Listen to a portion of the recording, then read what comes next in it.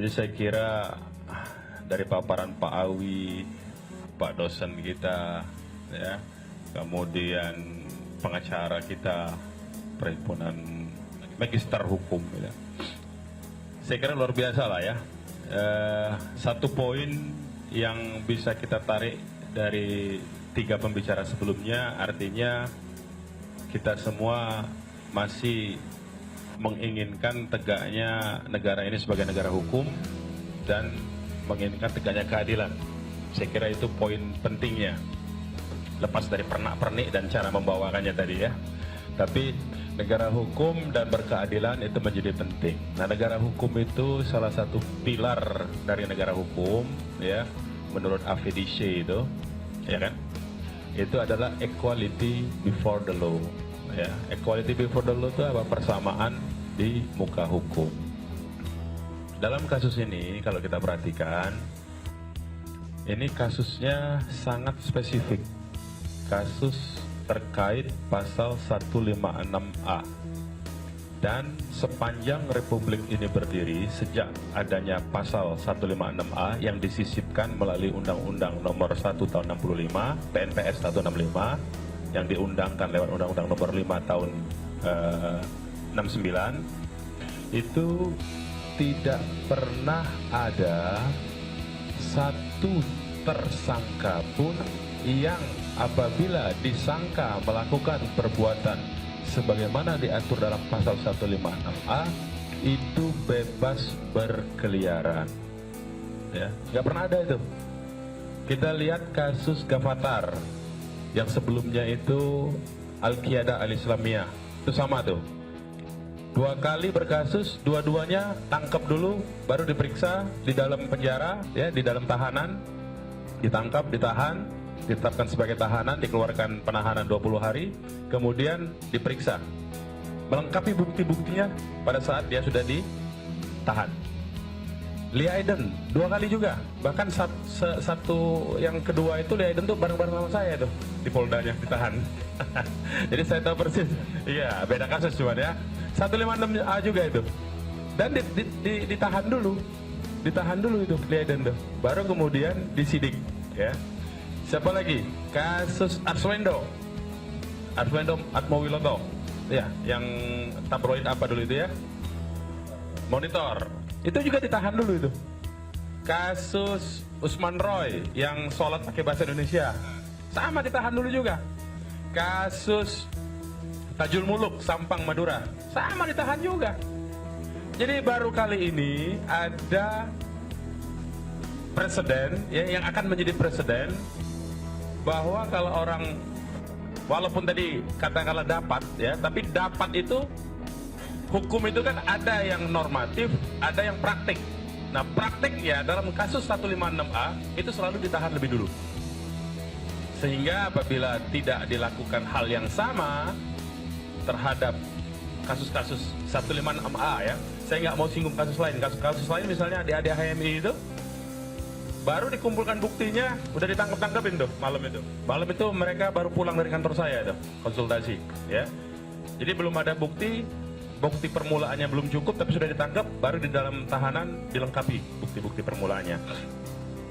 Jadi saya kira kalau kita masih mau menjunjung tinggi hukum, maka equality before the law-nya itu mesti diterapkan seharusnya. Nggak boleh ada perbedaan perlakuan, ya. Apalagi perbedaan perlakuannya ini tidak memiliki alasan yang cukup kuat, argumentasi hukumnya nggak cukup menurut saya. Misalnya apa? Ada syarat objektif. Syarat objektif untuk bisa ditahan itu, untuk bisa ditahan adalah ancaman hukumannya 5 tahun ke atas. Itu syarat objektif namanya. Jadi kejahatan yang diancam dengan hukuman 5 tahun atau selebihnya ke atas itu bisa ditahan. Dan ada syarat subjektif. Nah, syarat subjektif ini siapa yang menilai? Sayangnya bukan kita, bukan pengamat, bukan masyarakat. Yang melakukan penilaian terhadap subjektivitas dari syarat ini adalah penyidiknya. Nah, penyidiknya ini tergantung. Kalau penyidiknya profesional, ya, tidak berpihak, ya, imparsial dan profesional, maka dia akan tahan itu seharusnya. Tapi kalau penyidiknya tidak profesional, ya, parsial, dan personal. Personal itu artinya harusnya impersonal, harusnya tanpa melihat siapa. Harusnya impersonal dan imparsial, tidak memihak, tidak sebagian, dan tidak memandang siapa. Itu impersonal namanya. Tapi sekarang personal. Sekarang personal parsial dan tidak profesional. Saya mau katakan begitu. Mau nggak mau, apa boleh buat nih Pak Abi ya? Mohon maaf ya. Boleh ini, kebebasan menyatakan pendapat ya. Ini diskusi soalnya ya. Jadi jangan dianggap ini. Ini dari segi sudut pandang argumentasi hukumnya. Kenapa saya katakan parsial? Karena kasus ini dilihat dalam konteks pilkada semata-mata. Seolah-olah kalau tersangkanya ditahan mengganggu proses pilkada. Padahal tidak mengganggu sebetulnya. Ya, itu pertama. Yang kedua, personal. Kenapa personal? Penyidiknya melihat ini karena seorang gubernur dan backingnya kuat, sehingga nggak berani menahan. Ya, nanti ditanya sama Bang Bursa, siapa backingnya? Bang Bursa yang ahli politik, kalau saya ini cuma hukum saja, ya. Bang Bursa nih yang akan menjelaskan peta politiknya. Nanti tanya, silakan. Jadi ada yang membacking sehingga penyidiknya sepertinya agak jeri begitu ya. Itu yang kedua. Nah, yang ketiga tidak profesional. Saya kira itu bisa saya dapat informasi dari proses penyelidikan sebelum gelar perkara dan pada saat gelar perkara itu sendiri. Hasil-hasil penyidikannya saya belum pernah, saya mohon maaf aja, saya bukan bermaksud sombong, bukan apa. Saya sempat diingatkan oleh istri saya kalau saya menyebut profesi saya itu pengacara sudah 20 tahun tuh dimarahin sama istri saya. Ngapain sebut-sebut pengacara 20 tahun? Nggak usah lah. Bukan itu maksud saya. Saya mau pengalaman sebetulnya ini. Sepengalaman saya berprofesi sebagai pengacara, saya belum pernah mengalami penyidik ya, kalau saya melapor ataupun klien saya yang dilaporkan, itu saya belum pernah mengalami penyidik mencari ahli-ahli yang justru meringankan tersangka. Baru kali ini saya temuin. Itu yang saya sebut unprofessional ya. Jadi belum pernah itu. Sepengalaman saya, ini banyak pengacara mungkin di sini ya. Adakah teman-teman pengacara pernah mengalami ketika kita laporkan, kemudian polisinya, penyidiknya mencari ahli-ahli, kalau itu perlu ahli, yang meringankan. Itu kalau dari kita. Kalau kita terlapor, dia bilang, mana, siapa yang meringankan? Nanti aja pengadilan ini. Begitu nggak? Disuruh di pengadilan ya? Disuruhnya di pengadilan. Kalau pengacara ini disuruhnya pengadilan. Jadi ini agak aneh menurut saya ya. Ini saya sebut dengan unprofessional ya. Nah, itu nanti Bang Bursa bagiannya, bukan bagian saya itu. Jadi alasan subjektif itu ya, sekali lagi tidak melarikan diri, saya kira oke lah, tidak melarikan diri karena wajahnya tersangka ini kan dikenal di mana-mana, oke lah, nggak melarikan diri. Tapi ada tidak menghilangkan barang bukti. Nah ini menurut saya agak gabah kalau menyatakan bahwa tersangka ini tidak akan menghilangkan barang bukti menurut penilaian subjektif polisi, penyidik. Kenapa? Kan ini kaitannya dengan barang bukti yang digunakan dalam konteks ini adalah upload di media resmi, websitenya resmi, website resmi yang mengupload video-video sang tersangka ini. Tersangka ini kan agak menurut saya banci kamera sedikit lah dia. Kenapa? Setiap rapat-rapat itu harus disorot kamera dan harus diupload begitu loh. Ya, rapat apa aja pokoknya dengan alasan transparansi katanya. Tapi upload videonya itu saya nonton, sering saya itu iseng-iseng sedang nonton juga. Sebetulnya agak sakit jiwa juga menurut saya ya. Ngomongnya sembarangan soalnya ya. Rapat anak buahnya dimarahin, lagi rapat soal teknis ngomongin soal iman. Nggak keruan-keruan itu. Ya. Jadi nggak fokus. Nah itu diupload tuh. Nah itu kan ada website resminya. Website resmi itu di bawah kendali pemerintahan. Jadi sangat mungkin dia menggunakan pengaruhnya untuk menghilangkan itu website, menghilangkan itu video, atau memerintahkan untuk mengubah-ubah, mengedit itu video. Ya, walaupun video yang lain sudah disita. Dan perangkat untuk mengupload itu bisa diperintahkan, diinstruksikan, dipengaruhi pengelolanya itu untuk dilenyapkan. Jadi kalau alasan menghilangkan barang bukti saya kira bisa kita bantah. Kemudian mengulangi perbuatan. Baru 5 menit kalau nggak salah ya, ditetapkan sebagai tersangka, dia ngomong, udah nuduh-nuduh orang lain nih, demo bayaran lah, saya akan menang jadi presiden lah.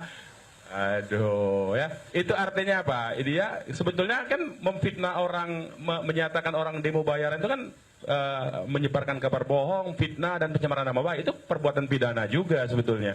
Artinya sudah terjadi, harusnya ditahan.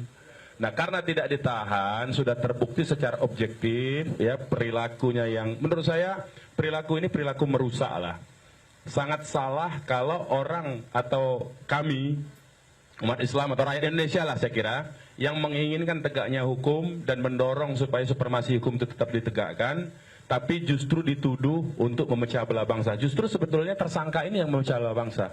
Ya, terbukti, saya yakin seyakin-yakinnya, nanti konfirmasi sama Bang Bursa.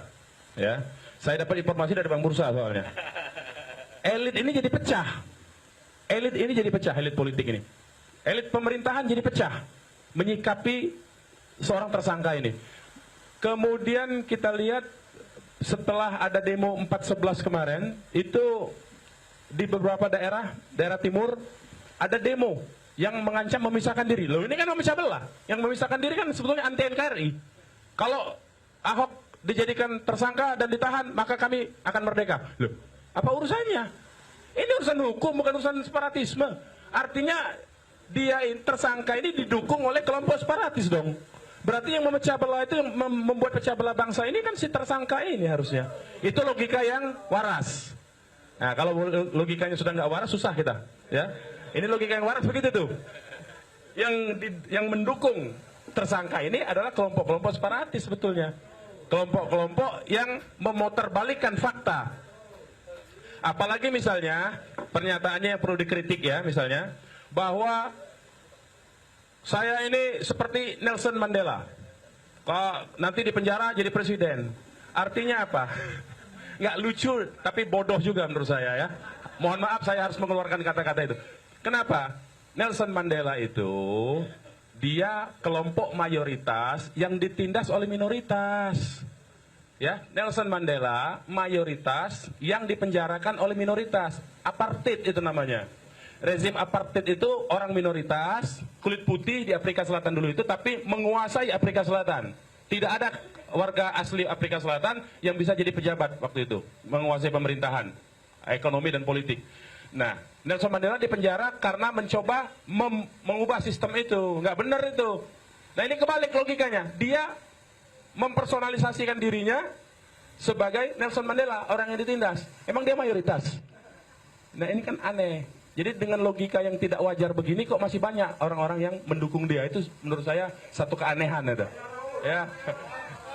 Ya, kalau soal itu, itulah yang mendukung dia maksud saya. Ya, kalau ditanyakan siapa pendukungnya, itu tadi yang membayar-bayar itu, yang punya kesanggupan membayar. Itulah pendukungnya. Nah, saya kira kenapa kami terus melakukan aksi nanti akan tanggal 2 Desember, ya kita akan sudah tentukan, kita akan terus lakukan aksi. Karena apa? Karena hukum tidak tegak. Negara ini bukan lagi menjadi restat, tapi menjadi mahstat sudah, menjadi negara kekuasaan. Ya, karena itulah GNPF, ya, elemen-elemen ormas Islam dan umat Islam bahkan seluruh profesi. Tadi kalau katakanlah nanti apakah akan datang lagi? Ya terserah. Tapi kami menyerukan bahwa Indonesia dari negara hukum terancam menjadi negara kekuasaan. Itulah mengapa kami terus melakukan aksi menuntut supaya adanya penegakan hukum, supremasi hukum ini ditegakkan. Saya kira itu dari saya. Terima kasih. Walafumin.